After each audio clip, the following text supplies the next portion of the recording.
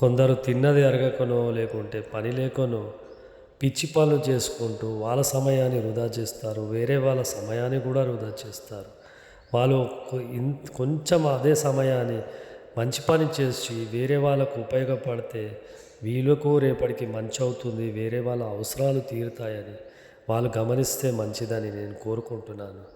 నేను ఎందుకు ఇలా అంటున్నానో ఇది కొంచెం వివరాలకు వెళ్ళి చూద్దాం. ప్రజాపాలన దరఖాస్తులో శివుడి పేరుతో దరఖాస్తు చేసిన సంఘటన మరవకముందే తాజాగా సోనియా గాంధీ పేరిట ఓ ఆకతాయి నింపిన అభయహస్త ఫారం సోషల్ మీడియాలో చక్కర్లు కొడుతుంది. కూతురిగా కుండా సురేఖ, అల్లుడిగా శ్రీధర్ బాబు మన శివుడి పేరుతో 5 గ్యారంటీలకు అప్లికేషన్. అభయహస్తం దరఖాస్తు విచిత్రాలు.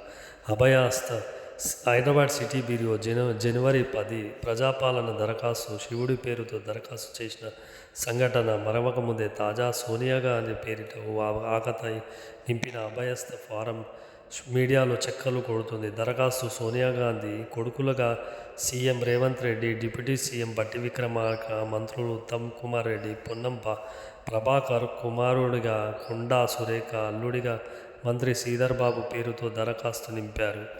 ఈ దరఖాస్తు నెట్టింట్లో వైరల్గా మారింది. ఇది ఓ ఆకతాయి చేసిన పని. దరఖాస్తు సంఖ్య లేకుండా దరఖాస్తు ఫారం వివరాలు నింపి ఎక్స్ వేదిక పోస్ట్ చేసినట్లు నెటిజన్లు తేల్చేశారు. కాగా ఇటీవల దరఖాస్తు ఫారంలో విచిత్రాలు చర్చకు దారితీస్తున్నాయి.